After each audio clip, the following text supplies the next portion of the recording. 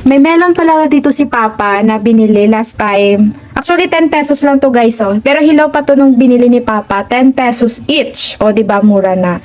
So, gagawin ko na lang siyang melon salad. Melon salad siguro siya. Sige.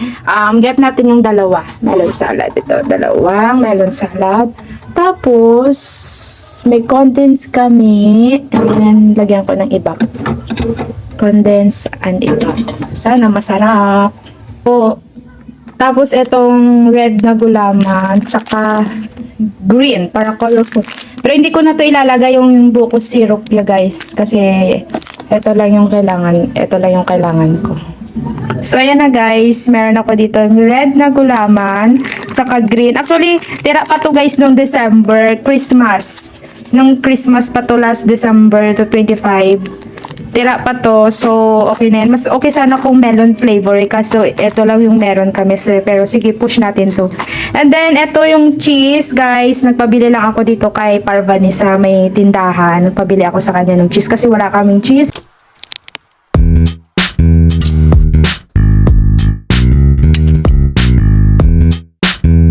So, magluluto na tayo. First is lulutuin muna natin itong gulaman.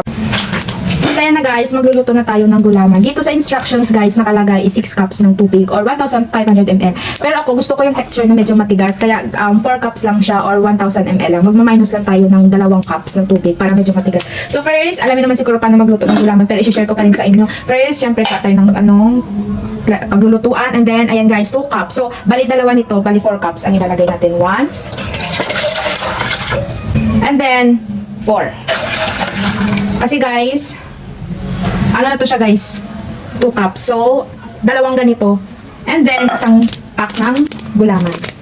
Ibuhos lang natin. Make sure guys na hindi pa yung mainit yung tubig para hindi siya matigas agad. Siyempre, halo-haluin pa natin to. And then, maglalagay ako guys ng sugar. Ang gulaman is naglalagay ako ng sugar. 1, 2,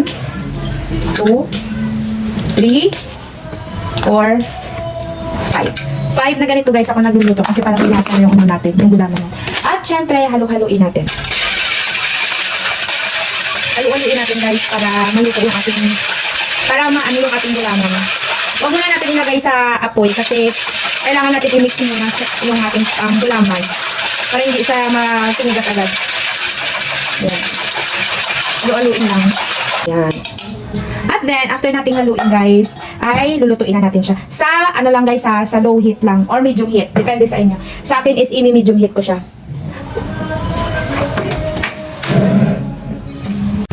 So, ayan guys, hintayin lang natin siyang kumulo. And then, pag kumulo na siya, ilipat natin siya sa tray na pag-uulmahan natin para magtumigas na siya doon. At ayan na guys, kumukulo na. Nilipat ko pala sa kawali para mas mabilis siya kumulo. Kasi kanina umaapaw yung tubig.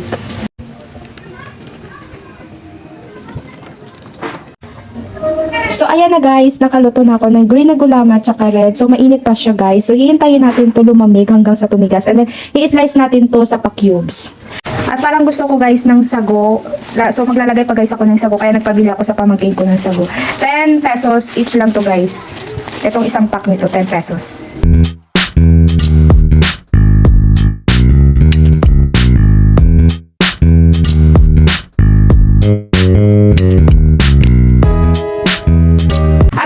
Guys, ay nagluluto na ako ngayon ng sago. So, hintayin na natin to hanggang sa lumambot.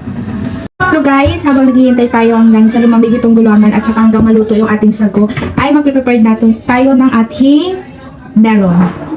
So first, syempre, hiwain natin ito. Ayan. Melon natin. Kukunin natin to guys yung sa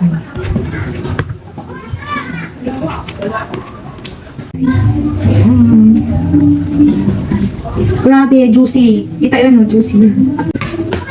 At ito na guys, yung ating melon. So, i-ref ko muna ito. Ilalagay ko muna sa ref. Ito.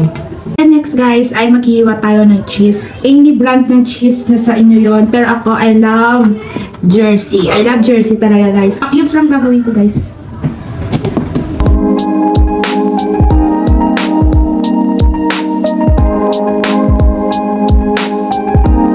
Liliit. Ito parang ganito lang siya.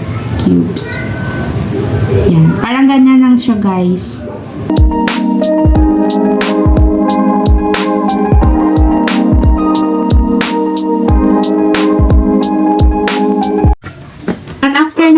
minutes guys, after 15 minutes, matigas na yung ating gulaman. So, hiwain natin siya pa cubes.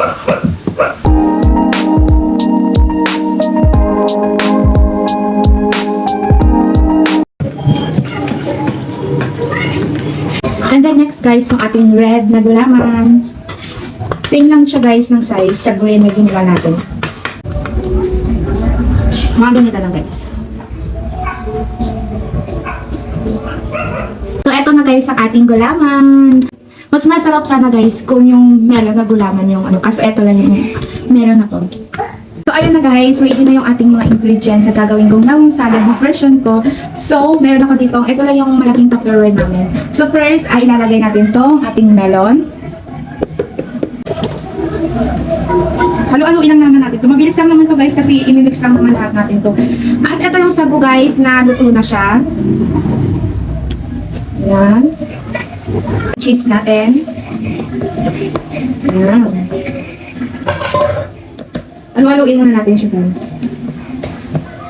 And then guys, next ang ating gulaman. And then yung ating green na gulaman. Ayan. So ngayon guys, halo-haloin na natin para ma-mix lahat ng mga nilagay natin. Ay maglalagay na tayo ng ating condensed milk. Ito yung magpapatamis sa ating melon salad.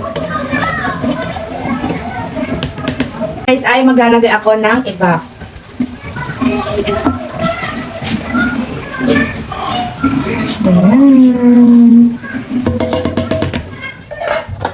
Siyempre, halo-haloin natin.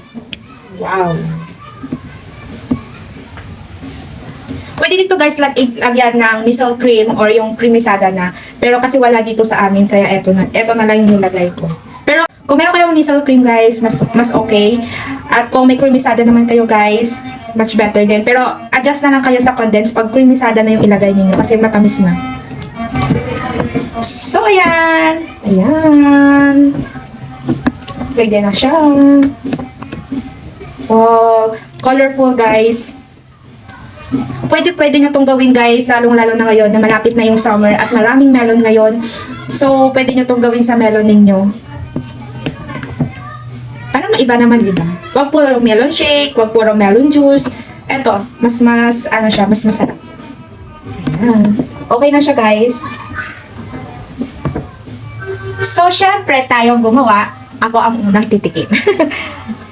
Ayan. Tikman natin guys.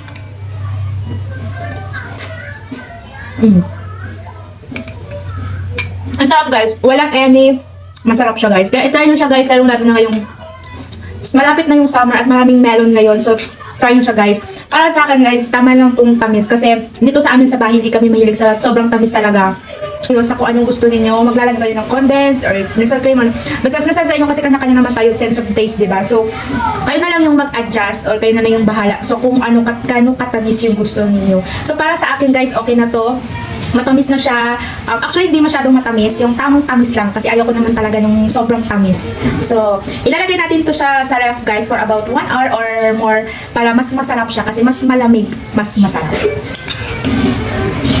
At ayan guys, nilagay ko siya sa freezer muna for about 30 minutes lang para lumamig kasi kakain na kami for lunch. At yan yung magiging dessert namin.